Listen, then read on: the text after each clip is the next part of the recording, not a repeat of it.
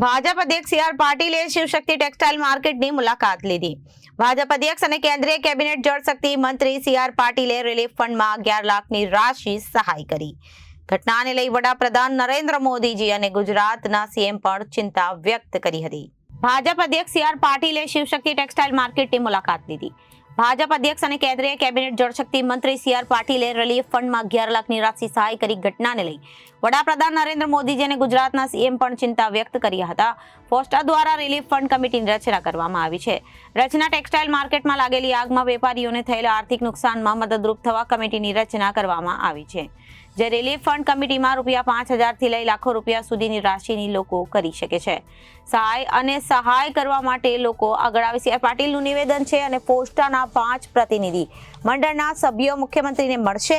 સરકાર તરફથી જે કોઈ સહાય મળે તે માટે રજૂઆત કરશે. અમારા તરફથી પણ રાજ્ય અને કેન્દ્ર સરકારની યોજના થકી કઈ રીતે મદદ કરી શકાય તે અંગેના પ્રયાસ કરવામાં આવશે. હાલ 11 લાખ રૂપિયાની રાશિ રિલીફ ફંડમાં શહેર ભાજપ તરફથી કરવામાં આવી છે.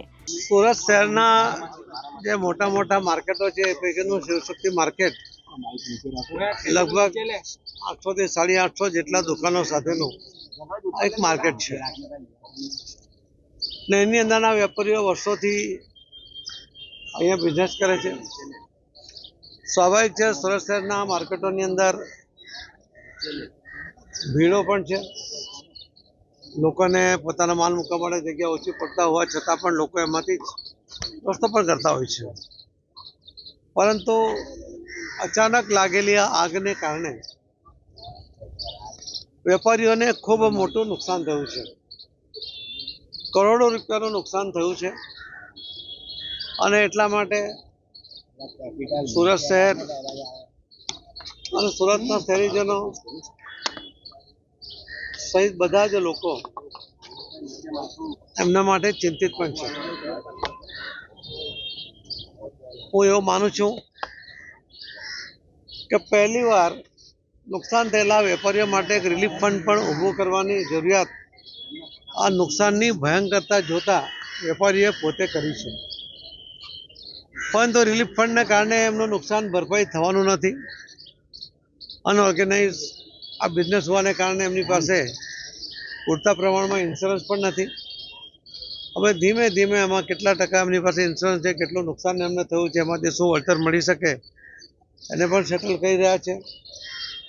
સ્ટેબિલિટી રિપોર્ટ હમણાં તો ઉપર જવા માટે ના પાડી છે, પરંતુ કદાચ આખું માર્કેટ ડિમોલિશ કરીને નવેસરથી બનાવી અને નવા નિયમ મુજબ જો એને વધારે બાંધકામ મળે નિયમ મુજબ તો આ માર્કેટના વેપારીઓને પોતાની નવી દુકાન પણ મળે અને ખર્ચ પણ ના કરવો પડે.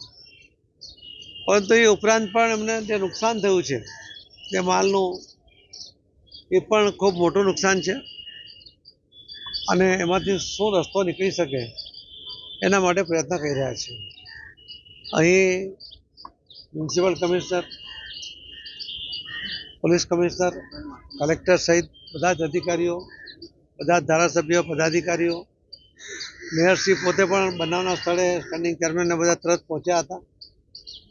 વેપારીઓને પોતાને પણ સરકાર તરફથી કરવામાં આવેલા પ્રયત્નોને કારણે એક સંતોષ પણ છે. પરંતુ આગની ભયંકરતાની સામે કદાચ આપણે ટાંચા પડ્યા હતા, એના કારણે આપણે બહુ નુકસાનમાંથી અમને બચાવી શક્યા નથી. પણ સૌથી સાંત્વના લેવાય જે વાત છે એમાં એક પણ જાનહાનિ થઈ નથી. Reporter Arvind Rathod, Janadesh news, Surat.